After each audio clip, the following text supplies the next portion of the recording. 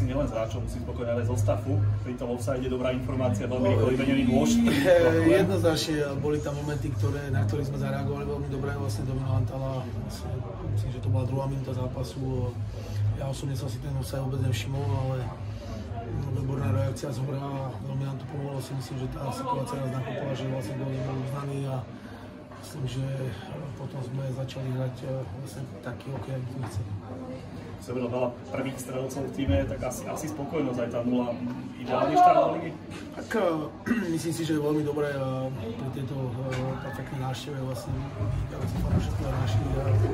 Myslím si, že lepší zápas na rozbeh ligy a sme si nemohli prejať a hlavne s takýmto výsledkom, takže je spokojnosť, jasné, že stojíme na zemi, kde sa aj keď porazili sme silnú mitu, ale ja sa skôr pozerám na ten výkon, že bol dobrý z našej strany a tak sa chceme prezentovať.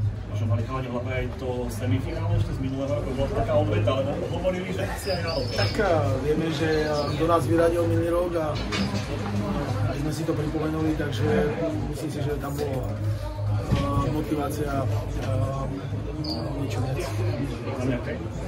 Milan, už si môžeš očakávať aj výhru nad Nitrou v základnej časti, lebo to bol jediný super, ktorého si neporazil. Tiež som na to myslel vlastne pred zápasom a jasne, Nitra je obrovský silný tím a vlastne bolo vidieť, že keď hráme ten hokej, ktorý chceme hrať, tak myslím si, že môžeme ísť nepremýšľať každého supera. Góly 4-4, v oslabení aj v gólnom počte, čo na to povieš? Jasné, je to tá odmena za tú prácu, ktorú sme odvádzali, pretože, jak som povedal, Filip vlastne chalani, dovraté súboje, veľa zblokované strany, to je presne tá identita, ktorú sa chceme prezentovať. A tie pekné góly, vlastne či Paťo Kovovič, alebo Ryder, alebo Koreň, vlastne, ktorý tiež dal prvý gól na nekonečí za nás, tak je to odmena. To ja hovorím vždy, že za tú tvrdú prácu je odmena ten gól. Ako sa ti páčil Korčak, Kosmačuk, ich prvé zápasy v Európe, Korčak dal aj prvý gól, aj si ich dal spolu do formácie.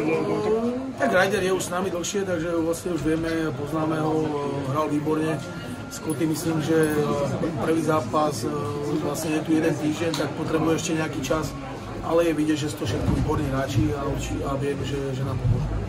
Dnes to bolo veľa tých prvých gól, tvoje prvé víťazstvo, narodeniny Rastia. Je nejaká možnosť vôbec oslaviť takto v sezóne, takéto niečo? Je to začiatok sezóny, je to prvý zápas, tá sezóna je dlhá, nechceme oslavovať nejak extrémne, jasné, že my sme radi za víťazstvo, ale jak som povedal, stojíme, nejdeme nejak oslaviť. Nedeľu nás čaká ďalší zápas.